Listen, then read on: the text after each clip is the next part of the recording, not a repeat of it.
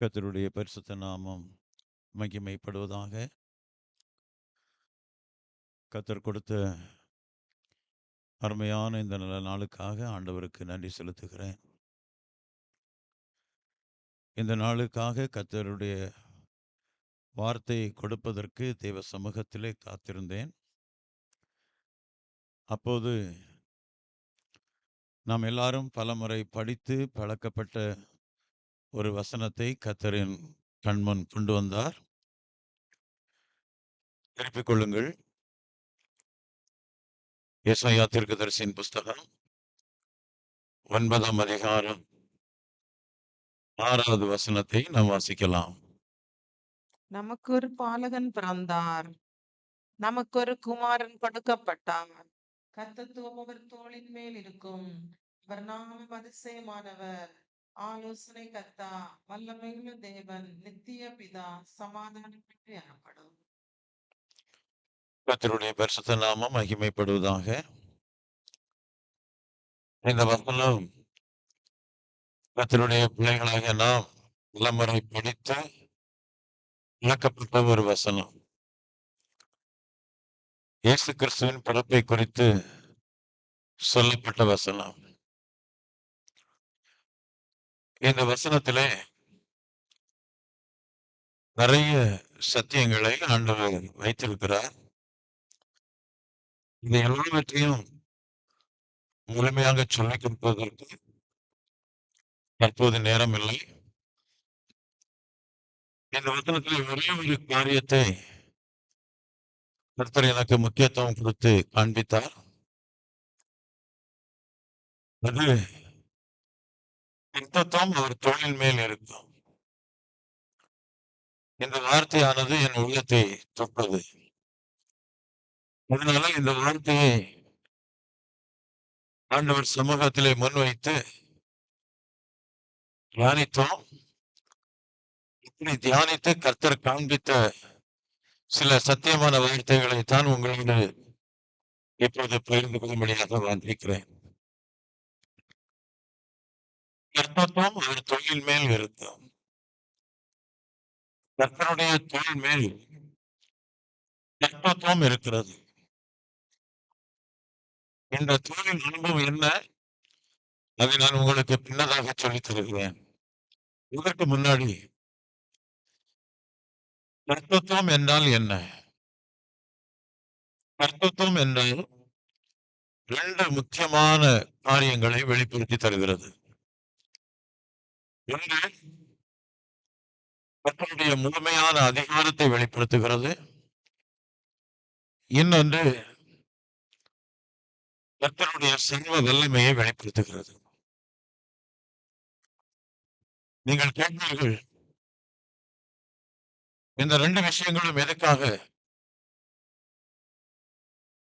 நம்ம எல்லாரும் தெரிந்த விஷயம். ஆதியிலே தேவன் வானத்தை பூமியெல்லாம் சிருஷ்டித்து அதற்கு பிற்பாடு மனிதனை சிருஷ்டித்தார். அவர் சிருஷ்டித்த மனுஷனை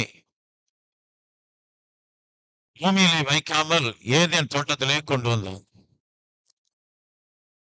ஏதேன் தோட்டத்தில் கொண்டு வந்து அதை காக்கவும் பண்படுத்தவும் வைத்தார்.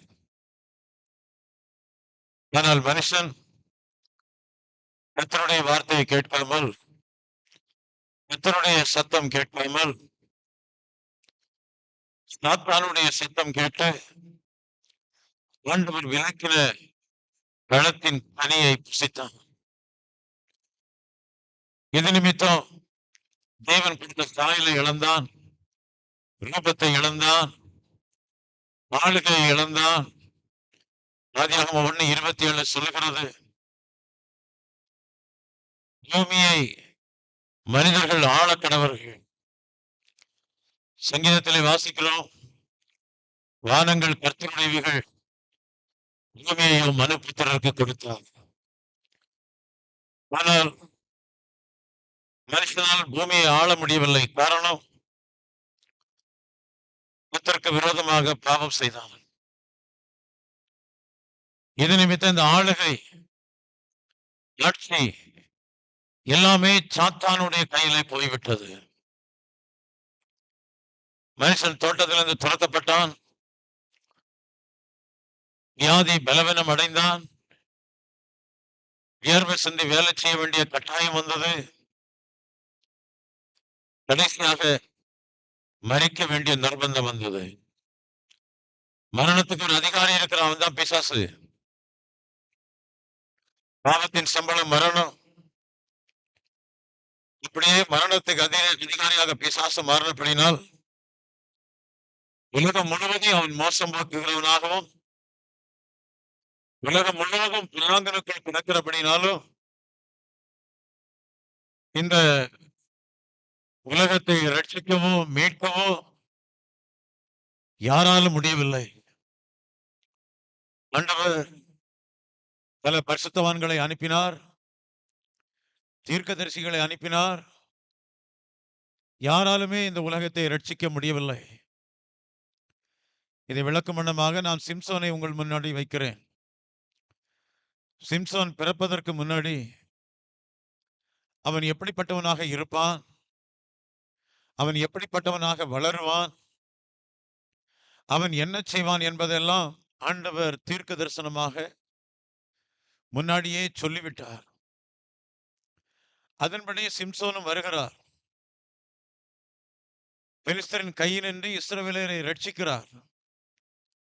ஆனால் தன்னுடைய இடைப்பட்ட காலத்திலே அவரும் பாவத்திலே விழுந்து ஜனங்களை முழுமையாய் ரட்சிக்க முடியாமல் மரித்து விடுகிறார்.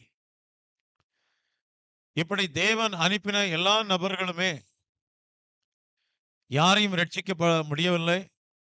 சில குறிப்பிட்ட காலத்திலே ரட்சிக்கிறார்கள், அதோடு முடிந்து விடுகிறது.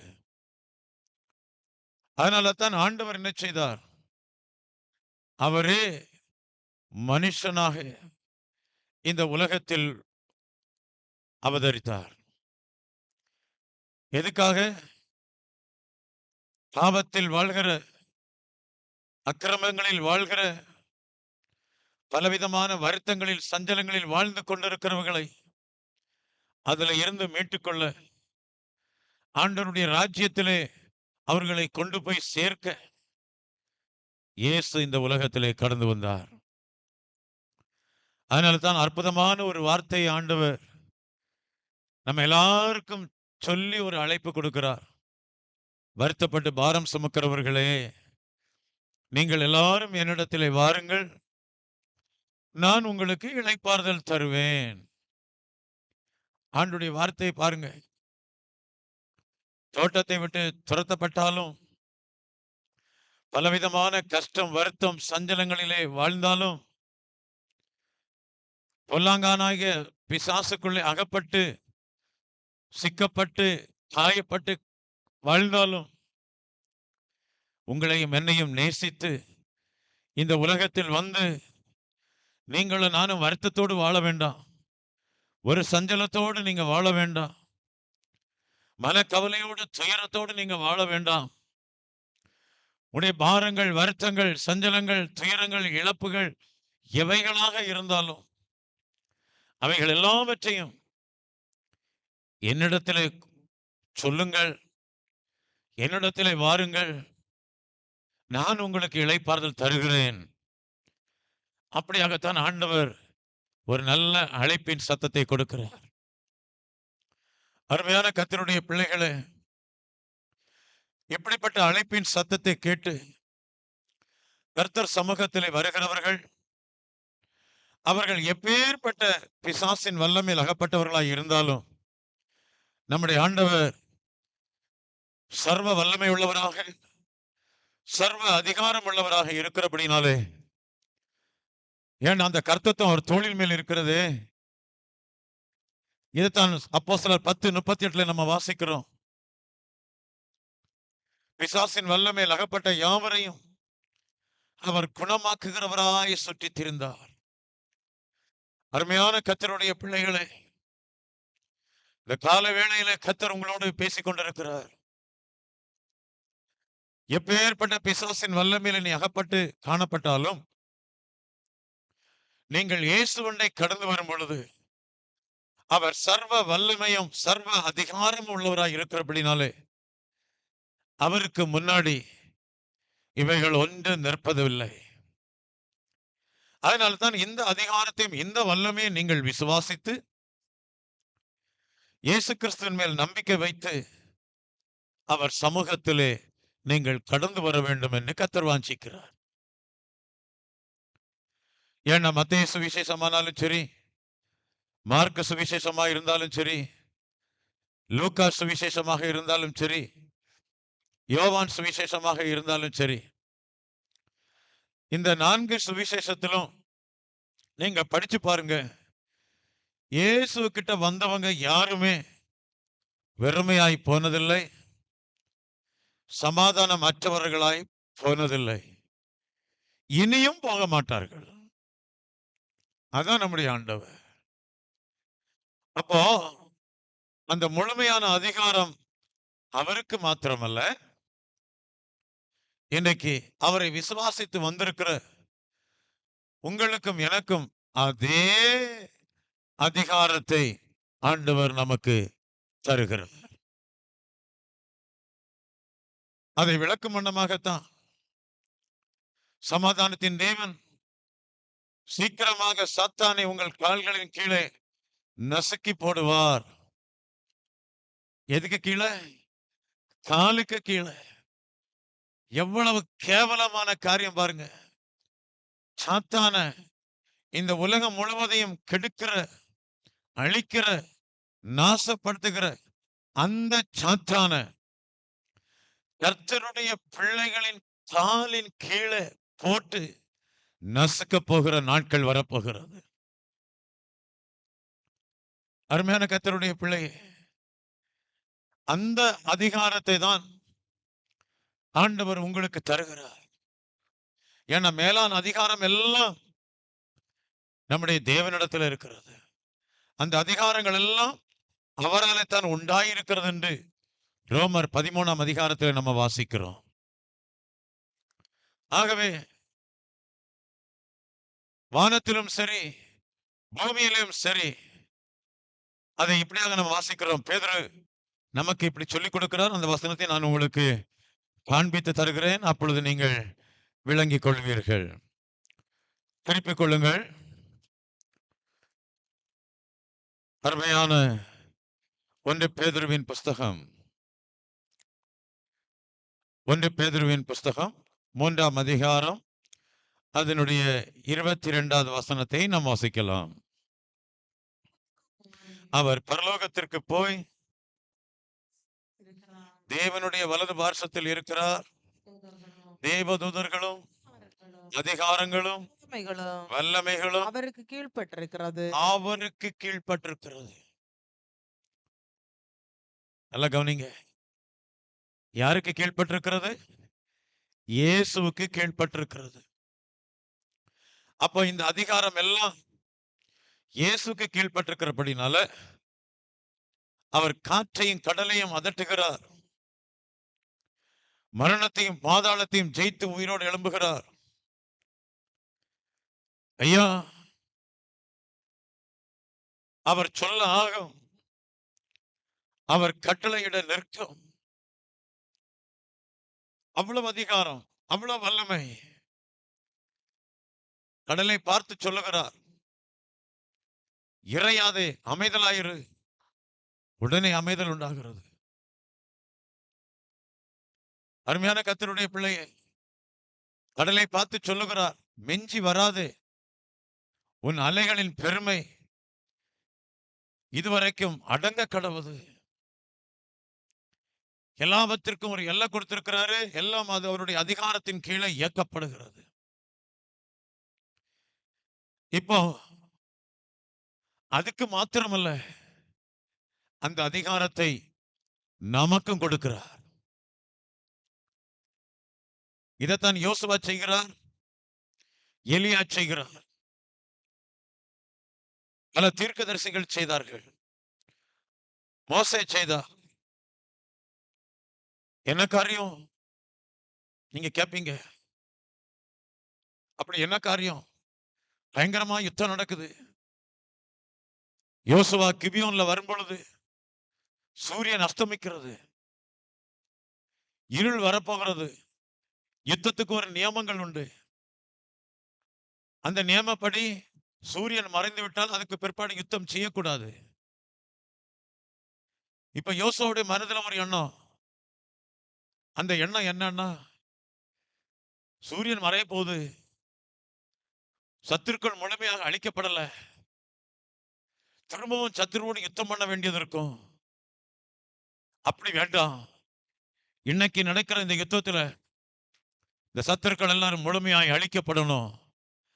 அப்ப அவன் விசுவாசத்தோடு அதிகாரத்தோடு உத்தரவு கொடுக்கிறான். வானத்தின் மத்தியில சூரியனை நிறுத்துகிறான். அதே மாதிரி சூரியன் நிற்கிறது பாருங்க.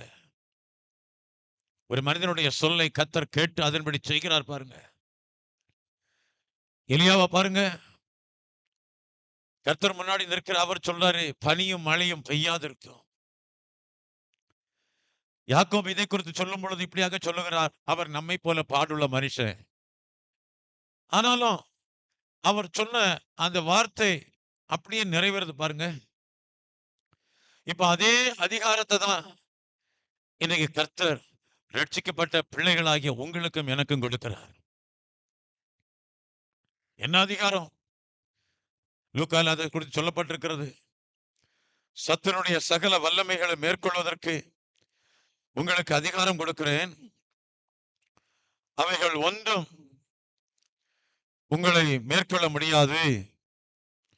அப்படியாக ஆண்டவர் நமக்கு சொல்லிக் கொடுக்கிறார். அருமையான கர்த்தருடைய பிள்ளையே, லூக்கா சுவிசேஷம் 10ஆம் அதிகாரம் 19வது வசனத்தை வாசித்து பாருங்க. அதில் ஆண்டவர் சொல்லுகிறதை நீங்கள் கவனிக்க முடியும். லூக்கா சுவிசேஷம் 10ஆம் அதிகாரம் 19வது வசனம். இதோ சர்ப்பங்களையும் சர்ப்பங்களையும் தேள்களையும் மிதிக்கவும் சத்துருடைய சகல சகல வல்லமையையும் மேற்கொள்ளவும் உங்களுக்கு அதிகாரம் கொடுக்கிறேன், ஒன்றும் உங்களை சேதப்படுத்த முடியாது. எத்தனை பேர் இந்த வசனத்தை விசுவாசிக்கிறீங்க? அதனால தான் ஒரு பாட்டு கூட பாடுவோம். நம்ம எல்லாருக்கும் தெரிந்து பழக்கப்பட்ட பாடல் தான். என்னோடு கூட சேர்ந்து அந்த பாட்டு நீங்க விசுவாசத்தோடு பாடி பாருங்க. நிச்சயமாக உங்களுக்கு ஒரு நல்ல விடுதலையும் ஜெயமும் கிடைக்கும். சாத்தானுடைய கிரியைகளை அழிக்கத்தக்கதான வல்லமை இன்னும் அதிகமா உங்களுக்கு கிடைக்கும். அந்த விசுவாசத்துக்காக வேண்டித்தான் நான் இந்த பாடலை உங்களோடு பாடுகிறேன். ஆமென். ஸ்தோத்திரம், ஸ்தோத்திரம், ஸ்தோத்திரம், ஸ்தோத்திரம். ஆபத்திலும் அவரை நான் நோக்கி கூப்பிடும் வேளையிலும் என்னை தோற்றுவித்து ரட்சிப்பாரே என் ஆத்துமனேசரவர். என்னை தோற்றுவித்து ரட்சிப்பாரே என் ஆத்துமனேசரவர். கட்டளையின் கீழ் அடைக்கலம் புகவேதம் சிறகுகளால் மூடுவார். அவர் சட்டையின் கீழ் அடைக்கலம் புகவேதம் சிறகுகளால் மூடுவார். சிங்கத்தின் மேலும் நடந்து சத்தத்தையும் அவர் நாமத்தை மட்டும் நம்பினரா உன்னை விடுவித்து காத்திடுவார். அவர் நாமத்தை மட்டும் நம்பினதா உன்னை விடுவித்து காத்திடுவார். அவர் சட்டையின் கீழ் அடைக்கலம் புகவிரித்தம் சிறகுகளால் மூடுவார். அவர் சட்டையின் கீழ் அடைக்கலம் புகவிரித்தம் இறகுகளால் மூடுவார். அல்லேலூயா. அப்ப என்ன விளங்கிக் கொள்ளுகிறோம்? இந்த சர்வ வல்லமை என்று சொல்லக்கூடியது, சர்வ அதிகாரம் என்று சொல்லக்கூடியது அவருடைய தோளின் மேல் கர்த்தத்துவமாக இருக்கிறது. அந்த சர்வ வல்லமையும் அதிகாரத்தையும் தம்முடைய பிள்ளைகளுக்கும் அவர் கொடுத்து, அவர் பிசாசினுடைய கிரியைகளை அழிக்கிறார். எந்த சாத்தானால் மனிதன் மோசம் போக்கப்பட்டானோ அதே சாத்தானை உங்கள் கால்களின் கீழே நசுக்கி போடக்கூடிய ஒரு நல்ல அதிகாரத்தை ஆண்டவர் உங்களுக்கும் எனக்கும் தந்திருக்கிறபடினால எல்லாரும் நன்றியுள்ள இருதயத்தோடு கர்த்தரை ஸ்தோத்திரம் பண்ணுவோம். ஸ்தோத்திரம், ஸ்தோத்திரம், ஸ்தோத்திரம், ஸ்தோத்திரம், ஸ்தோத்திரம், ஸ்தோத்திரம், ஸ்தோத்திரம். உங்களை கொண்டு ஆண்டவர் உங்க குடும்பத்திலும் சரி, உங்க தனிப்பட்ட வாழ்க்கையிலும் சரி, எல்லா பிசாசினுடைய கிரியைகளையும் அழிக்க போதுமான வல்லமைகளையும் அதிகாரத்தையும் தருகிறவராய் இருக்கிறபடினால் நீங்க எல்லாரும் கர்த்தரிடத்துல கேட்கணும், ஆண்டவர் எனக்கு அப்படிப்பட்ட வல்லமை தாரும், எனக்கு அப்படிப்பட்ட அதிகாரத்தை கொடுங்க, எனக்கு அப்படிப்பட்ட ஞானத்தை கொடுங்க. கர்த்தர் நிச்சயமாய் கொடுப்பார். ஏன்னா கேளுங்கள் கொடுக்கப்படும் என்று சொல்லியிருக்கிறார். ஆகவே கர்த்தர் நிச்சயமாய் அதை உங்களுக்கு கொடுத்து சாத்தானை சீக்கிரம் உங்கள் கால்களின் கீழே நசுக்கி போடுவார். அதனால தான் அந்த அதிகாரம், அந்த சர்வ வல்லமை கர்த்தத்துவமாகி அவருடைய தோளின் மேல் இருக்கிறது. அதை புரிந்து கொள்ளுங்கள். இரண்டாவதாக, இந்த முழுமையான அதிகாரத்திலும் இந்த முழுமையான சர்வ வல்லமையிலும் 3 முக்கியமான காரியங்கள் இருக்கிறது. ஒன்று, அவருடைய நீதியை நடப்பிக்க. 2, சமாதானத்தை கொண்டு வர. 3, நித்தியமான ராஜ்யத்தை நிலைநாட்ட. நான் சுருக்கமாக சில காரியங்களை சொல்லி நான் அடுத்த கட்டத்துக்கு போக விரும்புகிறேன். நீதி என்று சொல்லும் பொழுது 2 முக்கியமான நீதிகள் காணப்படுகிறது. ஒன்று, விசுவாசத்தினால் வரக்கூடிய நீதி. இன்னொன்று, பிதா குமாரன் பரிசுத்தாவியின் நாமத்தில் தண்ணீர் முழுக்க ஞானஸ்தானம் பெற்றுக்கொள்வது. இப்படி செய்வது தேவனுக்கேற்ற நீதி என்றும், இந்த நீதியை எல்லா பேரும் செய்ய வேண்டும் என்று கர்த்தர் சொல்லுகிறார். காரணம், விசுவாசம் இல்லாமல் தேவனுக்கு பிரியமாய் இருப்பது கூடாத காரியம். இதைத்தான் மார்க்கு சுவிசேஷம் 16ஆம் அதிகாரத்திலே ஆண்டவர் நமக்கு சொல்லிக் கொடுக்கிறார். என்ன சொல்லிக் கொடுக்கிறார்? 17வது வசனத்துல இருந்து வாசித்து பாருங்க. மார்க் 16, 17, 18 வசனங்களை வாசிக்கும் பொழுது இங்கே விசுவாசிக்கிறவர்களால் நடக்கும் அடையாளங்களை ஆண்டவர் சொல்லுகிறார். என்ன சொல்லுகிறார்? என் நாமத்தினாலே பிசாசுகளை துரத்துவார்கள், நவமான பாஷைகளை பேசுவார்கள், நவமான பாஷைகளை பேசுவார்கள், சர்ப்பங்களை எடுப்பார்கள், சர்ப்பங்களை எடுப்பார்கள், சாவுக்கேதுவான யாதொன்றை குடித்தாலும் சாவுக்கேதுவான யாதொன்றை குடித்தாலும் அது அவர்களை சேதப்படுத்தாது, அது அவர்களை சேதப்படுத்தாது, வியாதிஸ்தர் மேல் கைகளை வைப்பார்கள், வியாதிஸ்தர் மேல் கைகளை வைப்பார்கள், அப்பொழுது அவர்கள் சுஸ்தமாவார்கள் என்றார். அப்பொழுது அவர்கள் சுஸ்தமாவார்கள் என்றார். கர்த்தருடைய பரிசுத்த நாமம் மகிமைப்படுவதாக. விசுவாசிக்கிறவர்களால் நடக்கும் அடையாளத்தை ஆண்டவர் இங்கே சொல்லிக் கொடுக்கிறார். சர்ப்பங்களை எடுப்பார்கள், எதுவும் சேதப்படுத்தாது. அங்கே லூக்காவிலே வாஸ்தவம், தேள்களை மிதிப்பாய், மேற்கொள்வாய், ஒன்றும் உங்களை சேதப்படுத்தாது என்று வாஸ்தவம். இங்கேயும் சர்ப்பங்களை எடுப்பீங்க, பிசாசுகளை துரத்துவீர்கள், ஒன்றும் உங்களை சேதப்படுத்தாது என்று வாசிக்கிறோம். அப்ப தனிப்பட்ட வாழ்க்கையா இருக்கட்டும், வெளிப்படையான ஜீவியங்களா இருக்கட்டும், உங்களுக்கு விரோதமாக சத்துரு எத்தனை தீமையான காரியங்களை கொண்டு வந்தாலும் அருமையான கர்த்தருடைய பிள்ளைகள், அவைகள் உங்களை சேதப்படுத்துவதில்லை. தானியேல் தீர்க்கதரிசி கல்தையர் தேசத்திலே காணப்பட்டார். அவர்களை சிறைப்பிடித்து கொண்டு போனார்கள். ஆனால் அந்த தேசத்துல அவர் தினம் 3 வேளை ஜெபிக்கிறவராக இருந்தார். அதனுடைய விளைவு என்ன? அவர் சிங்க கவியிலே போடப்பட்ட போதிலும், அன்புக்குரிய கர்த்தருடைய பிள்ளைகள், சிங்கத்தின் வாய்களை தேவன் கட்டி போட்டார். சிங்கங்கள் அவரை சேதப்படுத்தவில்லை. என்ன விளங்கிக் கொள்கிறோம்? கர்த்தரை விசுவாசிக்கும் பொழுது, அந்த விசுவாசத்தின் நீதியை நாம் நடப்பிக்கும் பொழுது, எத்தனை வல்லமைகள் நமக்கு விரோதமாக எழும்பி வந்தாலும் அவைகள் ஒன்றும் நம்மை சேதப்படுத்த முடியாது என்பதுதான் தெளிவு. அதனால்தான் கர்த்தருடைய பிள்ளைகள் கர்த்தருடைய நீதியை நடப்பிக்க விசுவாசம் மிகவும் முக்கியமாக இருக்கிறது.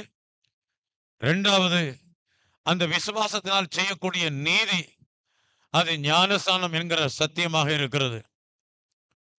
ஒருவேளை இந்த நாள் வரைக்கும் என்ற சத்தத்தை கேட்டுக்கொண்டிருக்கிற தேவ பிள்ளையே, நீ ரட்சிக்கப்படாமல் இருந்தால், ஆண்டவர் உனக்கு தந்த ரட்சிப்பை, இலவசமாக கொடுத்த ரட்சிப்பை இன்றைக்கும் நீ பெற்றுக்கொள்ளாமல் வாழ்கிறவளாக இருந்தால், இன்றைக்கு இயேசு கிறிஸ்து உன்னை பார்த்து சொல்லுகிறார், இன்றைக்கு அனுக்கிரக காலம், இன்றைக்கே ரட்சணிய நாள், இன்றைக்கே மனம் திரும்பி இயேசு வண்டை கடந்து வாங்க, இயேசு வண்டை கடந்து வந்து விடுங்கள், இயேசு வண்டை வந்து உங்களை சேர்த்துக் கொள்ளுங்கள். நிச்சயமாக அவர் உங்களை ரட்சித்து மகிமையின் ராஜ்யத்துக்கு உங்களை பங்காளிகளாய் மாற்றி விடுவார். இந்த அருமையான பாக்கியத்தை நீங்கள் பெற்றுக்கொள்வதற்காக வேண்டித்தான் விசுவாசத்தின் நீதியையும் கூடவே ஞானஸ்நானம் என்கிறதான நீதியையும் உங்கள் வாழ்க்கையிலே நீங்கள் செய்ய வேண்டும் என்பதை ஆண்டவர் இன்றைக்கும் அழுத்தமாக சொல்லி வருகிறார். இந்த சத்தியமான கிரியைகளை நீங்கள் உங்கள் வாழ்க்கையில செய்யும் பொழுது வானம் உங்களுக்கு திறக்கப்படுகிறது. நீங்கள் நேச பிள்ளை என்கிறதான சத்தம் பிதாவினிடத்திலிருந்து உங்கள் செவிகள் கேட்க செய்யும். இந்த மேலான அனுபவத்தில் நீங்கள் வரும்படியாகத்தான் இந்த நீதியை நடப்பிக்க வேண்டும். இந்த நீதியை நடப்பிக்க கூடாத படிக்குதான் அநேக தீய வல்லமைகள் உங்களை அடிமைப்படுத்த விரும்புகிறது. உங்களை அவனுடைய அடிமைத்தனத்துக்குள்ளே வைத்துக் கொள்ள விரும்புகிறது.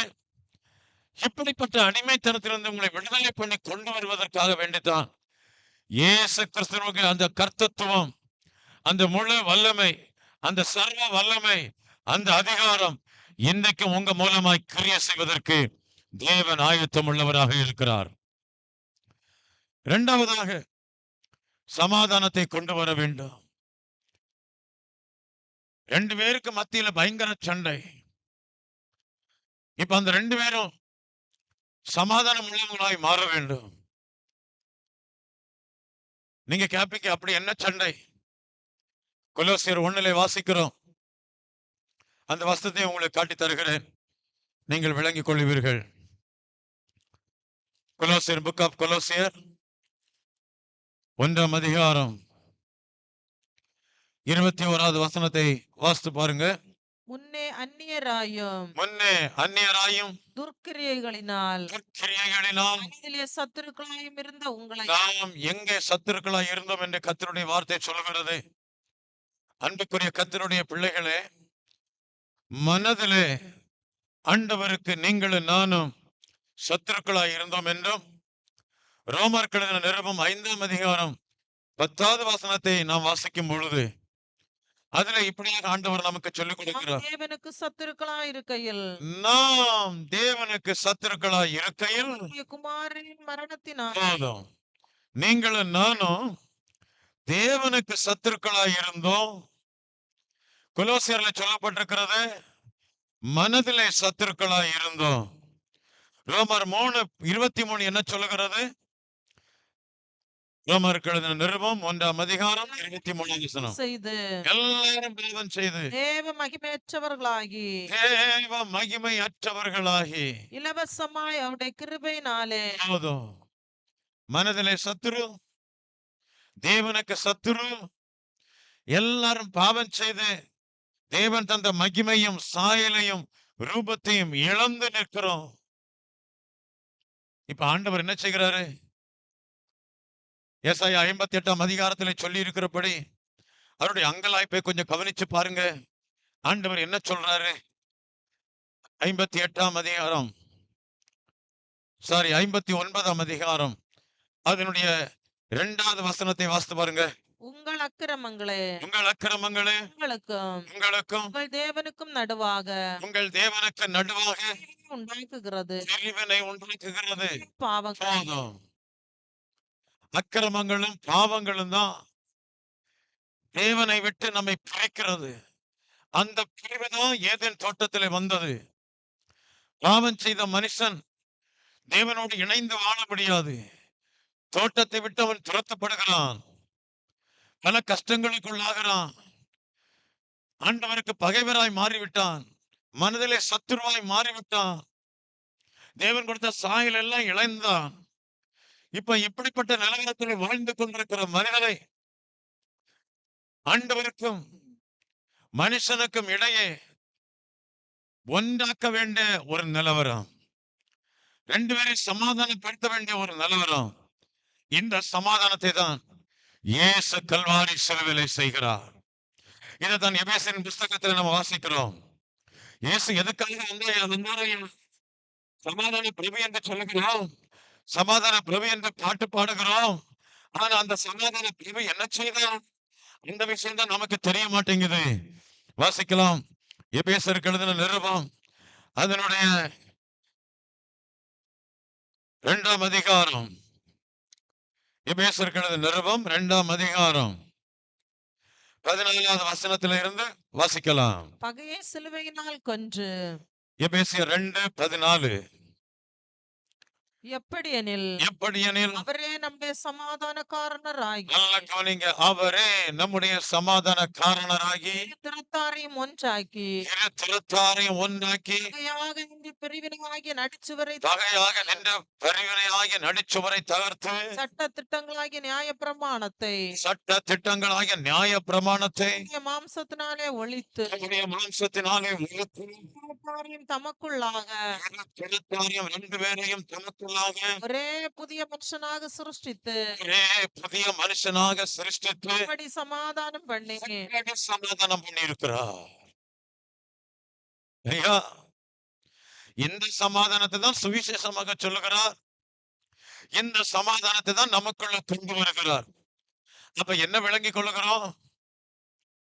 ஒரு மனுஷன், ஒரு மனுஷி அவள் பாவத்தில் விழும் பொழுது, பாவியாக ஜீவிக்கும் பொழுது ஆண்டவருக்கு சத்துருவாய் வாழ்கிறான். அப்படிப்பட்ட ஒரு வாழ்க்கை நீங்கள் வாழாம இருக்கிறதுக்காக வேண்டித்தான் இயேசு கிறிஸ்து இந்த உலகத்திலே வந்து நமக்காக கல்வாரி சிலுவையில ஜீவனை கொடுத்தபடினால்தான் இன்னைக்கு நீங்களும் நானும் ஒரு சமாதானமான வாழ்க்கை வாழ்ந்து கொண்டிருக்கிறோம். ஆண்டவர் எவ்வளவு நல்லவர் என்பதை ருசித்து பாருங்கள். அவர் எவ்வளவு அருமையானவர் என்பதை கொஞ்சம் ருசித்து பாருங்கள். அவருடைய கர்த்தத்துவத்தின் மேல இருக்கிற அந்த தோளின் அநீதத்தை பாருங்கள். அது சமாதானம் கொண்டு வரக்கூடியது. 3வதாக அவர் நித்திய ராஜ்யத்தை நிலைநாட்டும்படியாக அந்த முழுமையான அதிகாரத்தை சர்வ வல்லமையின் மூலமாக கிரிய நடப்பிக்கிறார். தேவனுடைய ராஜ்யம் உங்களுக்குள்ள இருக்கிறது.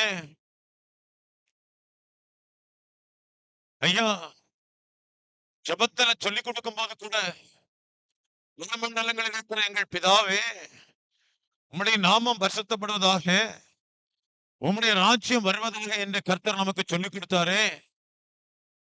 ஐயா, அவருடைய ராஜ்யம் எப்படிப்பட்டது? அவருடைய ராஜ்யம் முடிவில்லாதது. அவருடைய ராஜ்யம் நிச்சயம் உள்ளது. இந்த ராஜ்யங்கள் எல்லாம் கவிழ்ந்து கொண்டிருக்கிறது. வாசிக்கலாம். எசேக்கியா தீர்க்கதரிசியின் புஸ்தகம் 21ஆம் அதிகாரம் அதனுடைய 27வது வசனத்தை நம்ம வாசிக்கும் பொழுது இந்த உலக ராஜ்யத்தை குறித்து ஆண்டவர் நம்மோடு பேசுகிறார். வாசிக்கலாம். 21ஆம் அதிகாரம் 27வது வசனம். அதை கவிழ்ப்பேன், கவிழ்ப்பேன், கவிழ்ப்பேன், உரிமைக்காரனானவர் வருமட்டும் அது அது இல்லாதிருக்கும். கர்த்தருடைய பரிசுத்த நாமம் மகிமைப்படுவதாக. ஐயா, 26வது வசனத்தையும் 25வது வசனத்தையும் படிக்கும் போது இன்னும் கொஞ்சம் நீங்க விளங்கிக் கொள்வீர்கள். நான் நேரம் இல்லாதனால சுருக்கமாக இந்த ஒரு வசனத்தை மட்டும்தான் படிச்சேன். ஆண்டவர் கவிழ்ப்பேன், கவிழ்ப்பேன், கவிழ்ப்பேன். அது இந்த உலக ராஜ்யத்தை வெளிப்படுத்துகிறது. நம்ம ஆகாப் ராஜாவை எடுத்து பாருங்க, சவுல் ராஜாவை எடுத்து பாருங்க. ஆண்டவர் வார்த்தை கீழ்ப்படியல, ஆண்டவர் சொன்ன வார்த்தையை அவங்க நிறைவேற்றல. ஆனா தங்களுடைய இஷ்டப்படியான ராஜ்யத்தை நிலைப்படுத்துவதற்கு இவங்க 2 பேரும் எடுத்த பிரயாசங்கள் அதிகம், ரொம்ப அதிகமான பிரயாசம் எடுத்தாங்க. ஆனா அந்த ராஜ்யத்தை அவங்களால நிறுத்த முடியல. ஆகாப் ராஜா மேல தலையில இருந்து கீழே கால் வரைக்கும் கவசங்கள் எல்லாம் போட்டு வச்சிருந்தான், யுத்தத்துல அவன் சாகாதபடிக்கு. ஆனா ஒருத்தன் தெரியாம ஒரு வில்ல அம்பு எய்தா, அந்த அம்பு நேரா இவனுடைய நெற்றியில வந்து பட்டது. அங்கே விழுந்தவர் செத்து விடுகிறார். ஆகாபின் ராஜ்யம் நிலைத்து வரவில்லை. இன்னும் யெரொபெயாமை குறித்து படிக்கிறோம், பல ராஜாக்களை குறித்து நம்ம வாசிக்கிறோம். அவங்க எல்லாம் அந்த ராஜ்யத்தில் ஸ்திரப்படுவதற்கு ரொம்ப முயற்சி எடுத்தாங்க. ஆனா ஆண்டவருக்கு கீழ்ப்படியாதபடினால அந்த ராஜ்யங்கள் எல்லாம் நிலையா நிற்கவில்லை. அதான் கவிழ்ப்பேன், கவிழ்ப்பேன், கவிழ்ப்பேன், உரிமைக்காரரானவர் வறுமைக்கும் இப்படிதான் இருக்குமா? அப்ப இதுக்கு ஓனர் யாரு? இதுக்கு ஓனர் யாரு? ஐயா, இதை எல்லாவற்றையும் உண்டு பண்ணின ஓனர், உரிமைக்காரர் அவர்தான் இயேசு கிறிஸ்து. சர்வ வல்லவர். அவர் உன்னுடைய தனிப்பட்ட வாழ்க்கையிலும் இந்த தேசத்திலும் அவர் வந்தால் மட்டுமே அது நிலைத்திருக்க முடியும். இதைத்தான் தீர்க்க தரிசனமாக தானியேல் தீர்க்கதரிசி 2ஆம் அதிகாரம் அதனுடைய 44வது வசனத்துல அவர் இப்படி நமக்கு சொல்லிக் கொடுக்கிறார். வாசிக்கலாம். தானியேல் தீர்க்கதரிசியின் புஸ்தகம் 2ஆம் அதிகாரம் 44வது வசனத்தை வாசிக்கலாம். ராஜாக்களின் நாட்களிலே அந்த ராஜாக்களின் நாட்களிலே உலகத்தின் தேவன் உலகத்தின் தேவன் என்றென்றைக்கும் அழியாத ஒரு ராஜ்யத்தை என்னென்னைக்கு அழியாத ஒரு ராஜ்யத்தை எழுப்ப பண்ணுவார். அந்த ராஜ்யம் அந்த ராஜ்யம் வேற ஜனத்துக்கு விடப்படுவதில்லை, வேற ஜனத்துக்கு விடப்படுவதில்லை. ஒரு கையால் பெயர்க்கப்படாமல் ஒரு கையால் பெயர்க்கப்படாமல் மலையிலிருந்து பெயர்ந்து மலையில இருந்து பெயர்ந்து விழுந்து வந்து கொண்டு வந்து இரும்பையும் வெண்கலத்தையும் வெண்கலத்தையும் களிமண்ணையும் களிமண்ணையும் வெள்ளியையும் வெள்ளியையும் பொன்னையும் நிறுத்தினதையும் கண்டி எண்ணெயும் நடக்கிறதை நீர் கண்டீரே. அப்படியே இப்படியே அந்த ராஜ்யங்களையும் நறுக்கி இப்படியாக இந்த ராஜ்யங்களையும் நிர்மூலமாக்கி நிர்மூலமாக்கி தானோ என்னென்ன ஞானம் என்னென்னைக்கு நிற்கும். ஹல்லேலூயா, ஹல்லேலூயா, ஹல்லேலூயா. இந்த உலகத்தின் ராஜ்யத்தை தான் ஆண்டவர் இந்த வார்த்தையை கேட்டு தருகிறார். அழியாத ராஜ்யத்தை ஆண்டவர் எழும்ப பண்ணுகிறதை சொல்லுகிறார். அந்த ராஜ்யம் வேறு ஜனத்துக்கு விடப்படுவதில்லை என்று சொல்லுகிறார். அந்த கல்வாறு பார்க்கப்படாமல் மலையிலிருந்து உறைந்து வரும் என்று சொல்லுகிறார். இது வந்து இரும்பாய் இருக்கிறவனுடைய ராஜ்யத்தையும் வெண்கலமாய் உனக்குள்ள இருக்கிற ராஜ்யத்தையும் களிமண்ணாய் இருக்கிறவனுடைய ராஜ்யத்தையும் வெள்ளி போன்ற ராஜ்யத்தையும் பொன்னாய் இருக்கிற ராஜ்யத்தையும் இந்த கல்லு நொறுக்கி தள்ளுமா? நொறுக்கி தள்ளிவிட்டு இந்த கல்லின் ராஜ்யம் என்னென்னைக்கு நித்தியமாய் நிலை நிற்க போகிறதாம். அந்த ராஜ்யத்தை தான் ஆண்டவர் முதலாவது உனக்குள்ளே நிறுத்துகிறார். இரண்டாவது அந்த ராஜ்யத்தை உலகம் முழுவதும் ஆண்டவர் பரப்ப விரும்புகிறார். அப்ப அந்த ராஜ்யத்துக்கு விரோதமாக எத்தனை ஓநாய்கள் எழும்பி வந்தாலும், எத்தனை சிங்கங்கள் எழும்பி வந்தாலும் அவைகள் உன்னை சேதப்படுத்தாது. அவைகளை மிதித்துதான் நீ சொல்லுவாய். அப்படியெல்லாம் ஆண்டவர் நம்ம கூட இருந்து பெரிய காரியங்களை நடப்பிக்க விரும்புகிறார். இப்ப நீங்க கொஞ்சம் வசனம் விளங்கி இருப்பீங்க. எனையா கர்த்தத்துவம் அவர் தோளின் மேல் இருக்கும், அவருடைய நீதியை நடப்பிக்கும்படியாக அவருடைய சமாதானத்தை கொண்டு வந்து தேவனோடு இணைந்து வாழ, மூணாவது நிச்சயமான ராஜ்யத்தை இதுக்குள்ளே நிலைநாட்டும்படியாக. இப்போ ஆரம்பத்தில் நான் உங்களுக்கு சொன்னேன், உங்களுடைய தோளின் அனுபவம் என்ன? முழுமையான அதிகாரத்தை வாசித்துட்டோம், சர்வ வல்லமை குறித்து நம்ம தெரிஞ்சு வச்சுட்டோம். அவருடைய தோளின் அனுபவத்துல 4 முக்கிய காரியங்கள் இருக்கிறது. ஒன்று, ராஜ்யத்தின் பாரம் அந்த தோளின் மேல் இருக்கிறது. சில மனிதர்களை பார்த்து பாருங்க, தோளுக்கு மேலதான் குடத்தில் உள்ள தண்ணியை எடுத்து வச்சு கொண்டு வருவாங்க. சில சின்ன பிள்ளைகளை கூட சில பெற்றோர்கள் தோளின் மேல உட்கார வைப்பாங்க. சில நபர்கள் பெரிய பார சுமைகளை கூட தோள் மேல எடுத்து வச்சிருப்பாங்க. சில தண்ணி குடத்தை தலை மேல வச்சிட்டு வருகிறதையும் பார்த்திருக்கிறேன். காஷ்மீர் பகுதியில போயாச்சுன்னா அங்குள்ள மக்கள் தலை மேலதான் குடத்தில் உள்ள தண்ணியை வச்சுட்டு வருவாங்க. மற்ற இடங்களை நான் சரியா பார்த்தது கிடையாது. கர்த்தருக்கு ஸ்தோத்திரம். அப்ப தோளின் அனுபவம் 4 முக்கியமான காரியம். ஒன்று ராஜ்யத்தின் பாரம், இன்னொன்னு இந்த உலகத்தின் சுமை, மூணாவது மனிதனுடைய பாரங்கள், நாலாவது தொலைந்து போன ஆடுகளை தன் தோளின் மேல் சுமந்து கொண்டு வருவது. ஐயா, கர்த்தத்துவம் அவர் தோளின் மேல் இருக்கும் என்று சொல்லப்பட்டிருக்கிறது. ராஜ்யத்துக்குரிய அந்த பாரம், ஏன்னா ஆரம்ப நாட்களிலே மனிதனை பாவம் செய்ய வைத்து தேவனுடைய ராஜ்யத்தை விட்டு தூரமாய் விலக்கின சாத்தானின் ராஜ்யத்தை அழிக்க, தேவனுடைய ராஜ்யத்தை தனிப்பட்ட வாழ்க்கையிலும் நிலைப்படுத்தி, அதுக்கு பிற்பாடு சாத்தானுடைய அடிமைத்தனத்திலே மரண இருளுக்குள்ளே வாழ்கிற மக்களை நித்தியமான வெளிச்சத்திலே கொண்டு வருவதற்காக ஐயா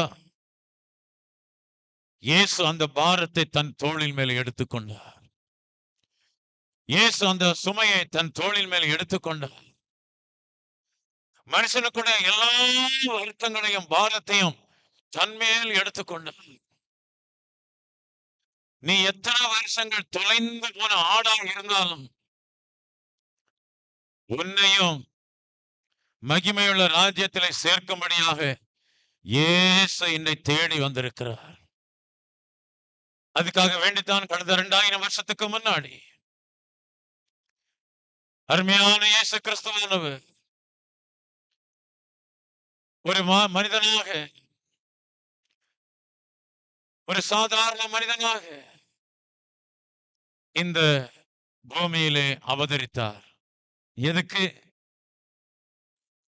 உன்னுடைய பாரத்தை சுமக்க, உன்னுடைய சுமையை லகுவாக்க, உன்னை ரட்சிக்க, உன்னை மீட்டுக்கொள்ள, உனக்கு திரும்பவும் ஏதேனின் வாழ்க்கையை தரும்படியாக, நீ திரும்பவும் தேவனோடு இணைந்து வாழும்படியாக இயேசு இந்த உலகத்தில் வந்தது எவ்வளவு சந்தோஷமான காரியம். அந்த சந்தோஷத்தை நினைத்துதான் அன்னைக்கு தேவதூதர்கள் எல்லாம் வானத்திலே பாட்டு பாடினார்கள். உன்னதத்திலே தேவனுக்கு மகிமையும், பூமியிலே சமாதானமும், மனுஷர் மேல் பிரியமும் உண்டாவதாக. எவ்வளவு நல்ல ஆண்டவர் பாருங்க. உங்களை இவனை நேசித்திருக்கிறார். அதனால தான் இயேசு இனி மீண்டும் ஒரு நாள் வரப்போகிறார். யோவான் 14ஆம் அதிகாரத்தில் நம்ம அது குறித்து வாசிக்கிறோம். இயேசு என்ன சொல்லுகிறார்? இந்த வசனத்தை வாசி நம்ம முடிக்க போகிறோம். இயேசு சொன்ன இந்த வார்த்தையை நம்ம வாசி நம்ம முடிக்க போகிறோம். 14ஆம் அதிகாரம், யோவான் எழுதின சுவிசேஷம் 14ஆம் அதிகாரம் 3வது வசனத்திலிருந்து வாசிக்கலாம். 2வது வசனத்திலிருந்து வாசிக்கலாம். பிதாவின் வீட்டில் என் பிதாவின் வீட்டில் அநேக வாசஸ்தலங்கள் உண்டு. அநேக வாசஸ்தலங்கள் உண்டு. அப்படி இல்லாதிருந்தால் நான் உங்களுக்கு அப்படி இல்லாதிருந்தால் நான் உங்களுக்கு சொல்லியிருப்பேன். ஸ்தலத்தை உங்களுக்காக ஆயத்தம் பண்ண ஒரு ஸ்தலத்தை உங்களுக்காக ஆயத்தம் பண்ண போகிறேன். நான் போய் உங்களுக்காக ஸ்தலத்தை ஆயத்தம் உங்களுக்காக ஸ்தலத்தை ஆயத்தம் பண்ணின பின்பு நான் இருக்கிற இடத்திலே நான் இருக்கிற இடத்திலே நீங்களும் இருக்கும்படி நீங்களும் இருக்கும்படி மறுபடியும் வந்து நான் மறுபடியும் வந்து என்னிடத்தில் சேர்த்துக் கொள்ளுங்கள். உங்களை என்னிடத்தில் சேர்த்துக் கொள்வேன். எத்தனை பேர் விசுவாசிக்கிறீர்கள்? இயேசு மறுபடியும் வரப்போகிறார். இயேசு இருக்கிற இடத்துல நம்மை உட்கார வைக்கும்படியாக இயேசு மீண்டும் இந்த உலகத்திலே வரப்போகிறார். இதற்காக வேண்டித்தான் இன்றைக்கு உன்னை ஆயத்தப்படுத்த, நீ ரட்சிக்கப்பட, நீ இயேசு உன்னை கடந்து வர இயேசு உனக்கு அழைப்பு தருகிறார். நீயாக பாரம் சுமந்து கஷ்டப்படாத. வருத்தப்பட்டு பாரம் சுமக்கிறவர்களே, நீங்கள் எல்லாரும் என்னிடத்திலே வாருங்கள் என்று அழைப்பு கொடுத்த ஆண்டவர் அன்னைக்கு உன்னை பார்த்து அழைப்பு கொடுக்கிறார். என்னிடத்திலே வா, உன்னுடைய வருத்தங்கள், உன்னுடைய கவலைகள் எல்லாத்தையும் என்னிடத்திலே வைத்து விடு. இந்த உலகின் பல்லாங்கினத்தில் கிடக்கிறது. இந்த உலகத்தினை நம்ப வேண்டாம். இந்த உலகத்தின் மகிமைகளை நீ விசுவாசிக்க வேண்டாம். உனக்காக ஒரு ஸ்தலத்தை நான் ஆயத்தப்படுத்திக் கொண்டிருக்கிறேன் தேவ பிள்ளையே. அந்த ஸ்தலத்தில் உன்னை சேர்த்துக் கொள்ளும்படியாக நான் மறுபடியும் வரப்போகிறேன். நம்ம எல்லாரும் கண்களை மூடுவோம். இயேசு வரப்போகிறார். இயேசு வரப்போகிறார். நம்மை சேர்த்துக் கொள்ளும்படியாக வரப்போகிறார். நம்மை சேர்த்துக் கொள்ளும்படியாக வரப்போகிறார். அருமையான கர்த்தருடைய பிள்ளையே, இன்னைக்கு நீ ஆயத்தம் தானா? அந்த இயேசுவை கடந்து நீ ஆயத்தம் தானா? அந்த அருமையான இந்த நல்ல வேளையிலும் நல்ல சத்தியத்தை ஆண்டவரே ஜனங்கள் அறிந்து கொள்ளும்படியாய் கர்த்தர் பேசியிருக்கிறதற்காய் ஸ்தோத்திரம்.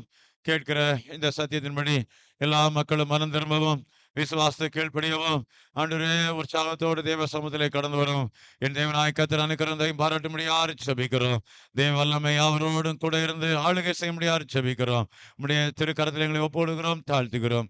இயேசு ரட்சகரின் நாமத்தில் சொல்லும் நல்ல பிதாவே, ஆமேன். என் ஆத்துமாவே கர்த்தரை ஸ்தோத்திரி, என் முழு உலகமுடைய பரிசுத்த நாமத்தை ஸ்தோத்திரி. என் ஆத்துமாவே கர்த்தரை ஸ்தோத்திரி, கர்த்தர் செய்த சகல உபகாரங்களை மறவாதே. ஆமேன். ஹல்லேலூயா, ஹல்லேலூயா, ஹல்லேலூயா. ஸ்தோத்திரம், ஸ்தோத்திரம். பிரைஸ்.